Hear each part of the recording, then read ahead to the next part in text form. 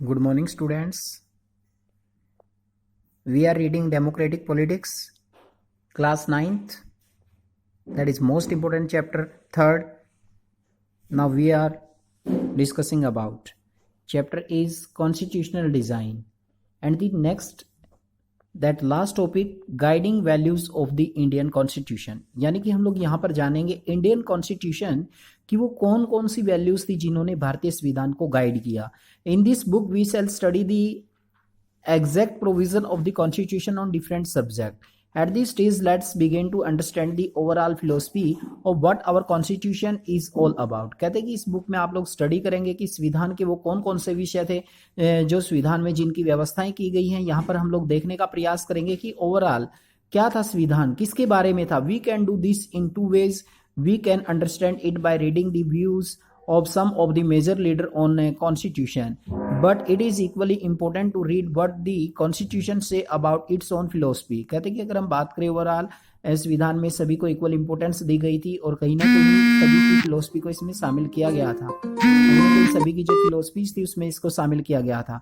This is what the preamble to the constitution does. जैसा कि हमारी जो प्रीएम्बल है उसमें संविधान के बारे में कहा गया है. संविधान के बारे में कहा गया है, क्या कहा गया, क्या प्रोमिस करता है संविधान हमें. The dream and the promises some of may have notice a name missing from the sketches of the maker of the constitution. कहने का मतलब यह है कि कहीं ना कहीं आपने देखा होगा कि हमारे संविधान के क्या सपने थे, क्या प्रोमिसेस थे. तो हमने ये देखा कि कहीं ना कहीं जो संविधान निर्माता थे उनका नाम नहीं है लिस्ट में. यानी कि पर्टिकुलर हम ये नहीं कहते भाई इन व्यक्तियों ने संविधान बनाया, बल्कि पर्टिकुलर ये कहा जाता है कि संविधान बनाने के लिए एक संविधान सभा थी और संविधान सभा में हर पार्ट से किसी न किसी व्यक्ति को इंक्लूड किया गया था जिन्होंने संविधान बनाने की रिस्पॉन्सिबिलिटी ली थी. द मेकर ऑफ कॉन्स्टिट्यूशन महात्मा गांधी जी. अगर हम बात करते हैं तो महात्मा गांधी जी का भी नाम संविधान निर्माताओं में नहीं आता. He was not a member of the constituent assembly. ना ही संविधान सभा के वो सदस्य थे. Here there are many member who follow his vision. लेकिन संविधान सभा में बहुत सारे मेंबर ऐसे थे जिन्होंने गांधी जी के विजन को फॉलो किया. Year ago writing in his magazine young India in 1931 he split out of he wanted to constitution to do. कहते कि उन्होंने अपनी एक मैगजीन थी यंग इंडिया के नाम से जो 1931 में लिखी गई थी. यहाँ पर वो भी आता है who wrote a magazine young India और when did it wrote in 1931. That is most important. You must have to be outline the name of magazine young India के नाम से लिखी गई 1931 में.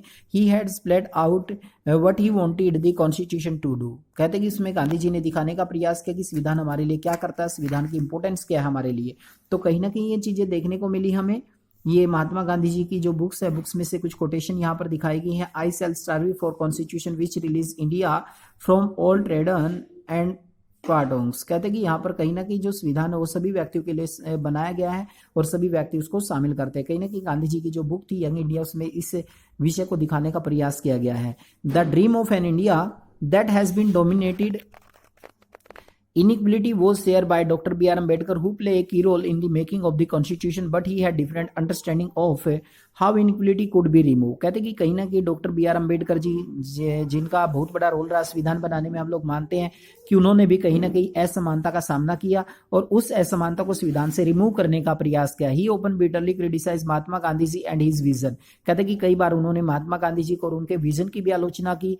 कई बार आप लोग जानते हैं महात्मा गांधी जी के बीच में जैसे पूना पैक्ट हुआ था महात्मा गांधी और डॉक्टर बी आर अम्बेडकर के बीच में, तो कहीं ना कहीं गांधी जी के विजन को उन्होंने आलोचना की इसकी कहीं ना कहीं. In this conclusion speech of the constituent assembly started anxiety very clearly. कहते कि जो स्पीच दी गई थी उसमें भी कहीं ना कहीं इस चिंता को दिखाने का प्रयास किया गया. जैसे इस विधानसभा की स्पीच थी, हम संविधान सभा की स्पीच के बारे में अगर बात करें तो उस स्पीच का क्या नाम था जो पंडित नेहरू जी के द्वारा दी गई थी long year ago made tryst with destiny के नाम से. स्पीच का नाम था टेरेस्ट विद डेस्टिनी के नाम से इसको जाना गया. तो यहाँ पर हम लोग जानते हैं कुछ फेमस पर्सनैलिटी के बारे में जिन्होंने संविधान में बहुत बड़ा रोल प्ले किया. सबसे पहले हम लोग यहाँ पर बात करते हैं कन्हैयालाल मणिकलाल मुंशी.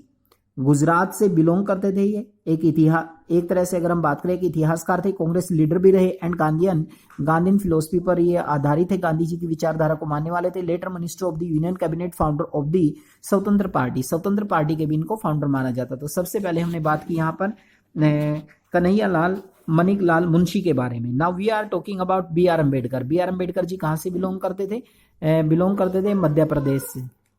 मध्य प्रदेश से बिलोंग करते थे. Chairman of the drafting committee के चेयरमैन रहे और इन्होंने एक बहुत बड़ा रोल प्ले किया, बहुत बड़ा इनका योगदान रहा कहीं ना कहीं संविधान बनाने में। और संविधान का पिता ही हम लोग डॉक्टर बी आर अम्बेडकर को मानते हैं। एक निम्न जाति से बिलोंग करते थे, कहीं ना कहीं इनको डिस्क्रिमिनेशन का भी सामना करना पड़ा, तो इन्होंने संविधान बनाते समय इस बात को ध्यान रखा कि कहीं ना कहीं जिसको हम लोग एक तरह से माइनॉरिटी ग्रुप मानते हैं, जिसके साथ भेदभाव होता है जाति के नाम पर, ऐसा ना हो, तो इन्होंने कहीं ना कहीं संविधान में इक्वलिटी लाने का प्रयास किया। तो बहुत बड़ा योगदान था। तो प्रेसिडेंट, परमानेंट प्रेसिडेंट इनको माना जाता है, chairman of the drafting committee, जो हमारी सबसे मेन कमेटी थी उसके चेयरमैन माना जाता है इन्हें। श्यामा प्रसाद मुखर्जी वेस्ट बंगाल से बिलोंग करते थे, minister of industry and supply in interim government. Interim government के दौरान यानी कि ये औद्योगिक और सप्लाई मंत्री भी रहे, educational lawyer, active in Hindu Mahasabha, later founder president of Bharatiya Jana Sangh. बाद में भारतीय जनसंघ के मोस्ट इंपोर्टेंट है, who was the founder of Bharatiya Jana Sangh, जिससे बीजेपी पार्टी बनी है ना, वो था भारतीय जनसंघ, और उसके फाउंडर किसे माना जाता है, श्यामा प्रसाद मुखर्जी को। बाद में बीजेपी 1985 में एक पार्टी बनी थी बीजेपी, वो भारतीय जनसंघ से ही निकली थी। ज्यादातर जनरली आरएसएस के साथ इसका हम लोग संबंध मानते हैं, तो श्यामा प्रसाद मुखर्जी का बहुत बड़ा योगदान था। Now we are discussing about the next personality, Jawaharlal Nehru ji. Jawaharlal Nehru ji का जन्म उत्तर प्रदेश में हुआ, prime minister of the interim government. Interim government के दौरान ये प्राइम मिनिस्टर रहे, लॉयर थे, कांग्रेस लीडर भी रहे, advocate, social democratic and anti imperial, later first prime minister of India, और बाद में भारत के पहले प्राइम मिनिस्टर भी बने। That is most important about Pandit Nehru ji, who become the first prime minister of India. He also play an important role, he is also belong to the country Uttar Pradesh से belong करते थे। Next personality who play an important role in the formation of constitution, as Sarojini Naidu. Andhra Pradesh में इनका जन्म हुआ, एक poet भी थी, राइटर भी थी और पॉलिटिकल एक्टिविस्ट भी थी। एस सरोजिनी नायडू का नाम आपने सुना है, भारत कोकिला के नाम से भी इनको जाना जाता है। Among later most women leader the Congress later governor Uttar Pradesh. कहते कि बाद में ये गवर्नर भी रही उत्तर प्रदेश की। उसके बाद है सोमनाथ लहरी जी के बारे में देखें, कहाँ से बिलोंग करते थे, वेस्ट बंगाल से। राइटर थे, एक एडिटर थे, बाद में कम्युनिस्ट पार्टी ऑफ इंडिया, बाद में ये लीडर भी बने कम्युनिस्ट पार्टी ऑफ इंडिया के, later member of West Bengal legislative assembly, और बाद में एक मेंबर भी रहे लेजिस्लेटिव असेंबली के। तो यहाँ पर पंडित नेहरू जी ने जो स्पीच दी थी टेररिस्ट विद डेस्टिनी के नाम से, जिसके अकॉर्डिंग यानी कि भारत और पाकिस्तान का विभाजन हुआ था। एक ब्रिटिश इंडिया से दो नए राष्ट्र बने थे, एक इंडिया और एक पाकिस्तान, यानी कि हम we are divided on the basis of religion, धर्म के नाम पर हम लोग बटे। इंडिया हिंदुओं के लिए हिंदुस्तान रहेगा और मुस्लिम्स के लिए एक नया राष्ट्र बना पाकिस्तान। इस तरीके से हमारा संविधान सभा का जो गठन हुआ, संविधान सभा के गठन के साथ साथ ही देश का बंटवारा हो, और उस समय पर हमें बहुत सारी प्रॉब्लम का सामना करना पड़ा। Now we are discussing about the philosophy of the constitution, यानी कि जो संविधान की फिलोसफी है। फिलोसफी का मतलब क्या है, what are in this constitution we have study about. तो संविधान की फिलोसफी की अगर हम बात करें, प्रीएम्बल के अंदर the values are embodied in the preamble of the Indian constitution, they guide all the articles of the Indian constitution. कहते हैं कि जो हमने प्रीएम्बल के अंदर मूल्यों को शामिल किया, कौन कौन से मूल्य आगे हम लोग पढ़ेंगे अपनी प्रीएम्बल के बारे में, उन्हीं को हम लोग एक तरह से गाइडिंग फिलोसफी कहते हैं संविधान की। The constitution begin with a short statement it basic value, this is called preamble. अब प्रीएम्बल की बात आती है, संविधान की शुरुआत है एक छोटी सी स्टेटमेंट से होती है, आगे हम इसके बारे में बताएंगे प्रीएम्बल के बारे में। उसी को हम लोग क्या कहते हैं, उसी को हम लोग प्रीएम्बल कहते हैं, प्रस्तावना कहते हैं, इसको हिंदी में उद्देशिका कहा जाता है। Taking inspiration from American model, most countries in the contemporary world have chosen begin their constitution with A preamble. कहते हैं कि ये प्रेरणा कहाँ से मिली सभी कंट्री को कि उनकी संविधान की शुरुआत में एक प्रस्तावना होनी चाहिए, अमेरिका से, अमेरिका के मॉडल से प्रेरणा ली और सभी कंट्रीज ने यानी कि जो कंटेम्प्रेरी कंट्री उन्होंने अपने संविधान में प्रीएम्बल। तो ये थी वो प्रीएम्बल जिसे हमें इंस्पिरेशन मिली है। किससे बिलोंग करती, यूनाइटेड स्टेट ऑफ अमेरिका, जिसने दूसरे कंट्रीज को भी प्रेरणा दी कि उनकी एक प्रीएम्बल होनी चाहिए। देख लीजिए आप लोग, ये प्रीएम्बल है और ये है साउथ अफ्रीका की प्रीएम्बल जो अडॉप्ट की गई है एक तरह से यूनाइटेड स्टेट ऑफ अमेरिका से। और अब हम बात करते हैं यहाँ पर पर्टिकुलर प्रीएम्बल, इंडियन प्रीएम्बल के बारे में। That is the preamble of Indian, that we have to be enacted the values of the constitution. We the people of India having solemnly resolved the constitute India into a sovereign socialist secular democratic republic and to secure it all its citizen. That is most important preamble meaning the introductory statement of the Indian constitution which have to be defined। यानी कि हम भारत के लोग भारत को एक प्रभुता संपन्न समाजवादी धर्मनिरपेक्ष लोकतांत्रिक गणराज्य घोषित करते हैं और हम लोग वायदा करते हैं कि प्रत्येक व्यक्ति की जस्टिस यानी कि प्रत्येक व्यक्ति को न्याय मिलेगा, यहाँ पर लिबर्टी मिलेगी, इक्वलिटी मिलेगी, फ्रेटर्निटी, और जितने भी लोग रहते हैं सभी भाईचारे की भावना से रहेंगे। और हमारे संविधान को यानी कि 26 नवंबर 1949 को बनकर तैयार कर लिया गया था, लेकिन उसको 26 जनवरी 1950 को इम्प्लीमेंट किया गया था। तो there are some points that we have to be discuss in detail. कौन कौन से पॉइंट है जिनके बारे में हम लोग यहाँ पर डिस्कस करेंगे डिटेल से। तो प्रियम्बल के ही वर्ड है सबसे पहले, यहाँ से हम लोग शुरू करते हैं with the people of India. तो with the people of India का मतलब क्या, the constitution has been drawn up enacted by the people through their representative and not handed down them in a king or any outside power. कहते हैं कि जो we the people of India, we कौन किसको represent करता है, Indian people को, यानी कि जो संविधान है वो सभी इंडियन पीपल ने बनाया, उनके रिप्रेजेंटेटिव जो चूज करके भेजे गए थे उन्हीं के द्वारा बनाया गया, कोई किंग नहीं था, ना ही कोई आउटसाइडर पावर थी जिसने हमारे संविधान का निर्माण किया। तो we means we all Indian, यहाँ पर हम इंडियन की ओर इंडिकेशन करते हैं। और अगर हम बात करें, हम नेक्स्ट वर्ड है जो सोवरेजियन। सोवरेजियन का मतलब क्या होता है, संप्रभु।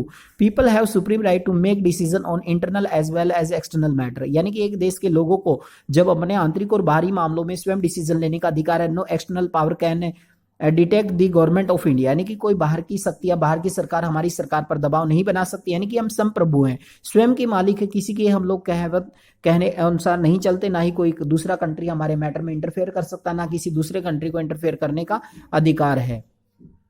Next word is socialist, Samajwadi, यानी कि wealth is generated socially and should be shared equally by the society. कहते हैं कि समाजवाद, समाजवाद का मतलब होता है कि जो धन होता है वो समाज के द्वारा ही उत्पन्न किया जाता है और उसको इक्वली शेयर होना चाहिए। Government should regulate the ownership of land and industry to reduce socio economic inequality, यानी कि सामाजिक और आर्थिक असमानता को कम करने के लिए कहीं ना कहीं सरकार के द्वारा भी लैंड का और इंडस्ट्री को रेगुलेट करना चाहिए, रिड्यूस करना चाहिए। सेक्युलर, सेक्युलर का मतलब क्या होता है, equal all religion, treatment equal with all religion, यानी कि सभी धर्मों के साथ एक जैसा व्यवहार करना। Citizen have complete freedom to follow any religion, यानी कि सभी नागरिकों को और सभी धर्मों की रिस्पेक्ट की जाती है। That is the meaning of secular. Hindi में इसको कहते हैं धर्मनिरपेक्ष, यानी कि सभी धर्मों को बराबर का अधिकार दिया गया। Next is democratic, a form of government in which people enjoy equal political rights, effect the ruler and hold them account. This government is run according to some basic rule. Democratic का मतलब तो आपको जानते ही है, लोकतांत्रिक सरकार कहते हैं। Democracy is the rule of people for the people and by the people. तो we have study about the different points that we have discussion. We means Indian people, sovereign means संप्रभु, यानी कि इंटरफेयर करने का अधिकार नहीं है। Socialist का मतलब है कि जो धन होता है वो समाज के अधिकार में होना चाहिए, इक्वल डिस्ट्रीब्यूशन होना चाहिए लैंड वगैरह का। सेक्युलर का मतलब होता है धर्मनिरपेक्ष, equal treatment with all religion. और डेमोक्रेटिक का मतलब होता है रूल ऑफ पीपल, यानी कि यू कैन से डेमोक्रेटिक का मतलब होता है लोकतंत्र, जनता का शासन। एंड रिपब्लिक का मीनिंग हम लोग यहाँ पर जानेंगे। Republic A system of government in which a person is elected not a heredity person, यानी कि जो स्टेट में हम लोग हेड चुनते हैं, हेड यानी कि पीएम है हमारा जैसे, तो हम लोग जो हेड चुनते हैं वो क्या है, इलेक्टेड होता है, यानी कि एक ऐसा सिस्टम जहां पर लोग अपने नेताओं को चूज करते हैं, ऐसे सिस्टम को लोग बोलते हैं रिपब्लिक। हिंदी में इसको कहते हैं गणतंत्र। जस्टिस का मतलब है citizen can not be discriminate on the ground of caste, religion, gender, social inequality have to be reduce. कहते हैं कि जस्टिस का मतलब है लोगों से भेदभाव ना करे, सभी को बराबर के अधिकार मिले, किसी के साथ भेदभाव नहीं होना चाहिए। लिबर्टी का मतलब है यहाँ पर फ्रीडम, नागरिकों को बोलने की स्वतंत्रता होनी चाहिए, घूमने फिरने की स्वतंत्रता होनी चाहिए। लिबर्टी का मतलब होता है स्वतंत्रता। इक्वलिटी का मतलब है all equal before the law, यानी कि कानून के समक्ष समानता, कानून की दृष्टि में सभी को बराबर माना जाता है, किसी के साथ कोई भेदभाव नहीं किया जाता। The traditional social equality have to be ended, the government should ensure equal opportunity for all, यहां तक कि सरकार सभी लोगों को बराबर के अवसर प्रदान करेगी, किसी के साथ कोई भेदभाव नहीं करेगी। Next is fraternity, all of us should have behave as if we are member of the same family. Fraternity का मतलब होता है ब्रदरहुड, यानी कि भाईचारे की भावना, यानी कि हम सभी को ऐसा व्यवहार करना चाहिए जैसे एक फैमिली मेंबर की तरह रहकर करते हैं। No one should have to be treat a fellow citizen as inferior, यानी कि हमें किसी को भी घटिया नहीं मानना चाहिए। तो ये था हमारा चैप्टर नंबर 5। इसके बारे में हमने कंप्लीट बात की, चैप्टर के बारे में डिस्कशन किया, और चैप्टर की कंप्लीट जो इंस्टीट्यूशनल जो डिज़ाइन है, इंस्टीट्यूशनल डिज़ाइन की अगर हम लोग कंप्लीटली बात करें तो यहाँ पर कहीं ना कहीं हमें देखने को मिलेगा कि हमने एक संविधान बनाया, एक स्टेटमेंट, वैल्यूज एंड फिलोसफी जिसके अंदर इंक्लूड की गई थी, और मेनली अगर हम बात करें they made provision of incorporate changes from time to time, the changes are called constitutional amendment, यानी कि संविधान संशोधन किसे कहते हैं, जैसे समय की जरूरत के हिसाब से हम संविधान में कुछ चेंजेस करते रहते हैं, दैट इज आउटलाइन, तो उसी को हम लोग बोलते हैं एक तरह से संवैधानिक संशोधन, यानी कि काफी सारे संशोधन हो चुके हैं, अमेंडमेंट होते रहते हैं समय समय पर, समय के हिसाब से, तो उन्हीं को बोलते हैं हम संवैधानिक संशोधन। यानी कि ऐसा नहीं है कि संविधान, इसलिए हम लोग संविधान को एक लिविंग डॉक्यूमेंट्स कहते हैं, okay student, that are the most important point, you must have to be study about this. Apartheid रंग भेद को बोलते हैं clauses a district section of document का एक पार्ट होता है अलग से। कॉन्सिस्टेंट असेंबली के बारे में, संविधान के बारे में अपना जाना। कॉन्सिस्टेंट अमेंडमेंट का मतलब क्या होता है, संविधान में संशोधन करना। ड्राफ्ट क्या होता है, फिलोसफी क्या होती है, प्रीएम्बल क्या होती है, ट्रेजन होता है देशद्रोह। ट्रस्ट ए मीटिंग प्लेस को बोलते हैं हम लोग। ट्रस्ट विद डेस्टिनी के नाम से जो नेहरू जी ने एक तरह से अपनी स्पीच दी थी। और that is most important back साइज। I have also sent the solution of NCERT complete, there are given match it, that is most important back साइज। I have sent you complete solution of this chapter. Okay student, our chapter we completed in these videos. Now we will continue next chapter. Thank you, have a nice day.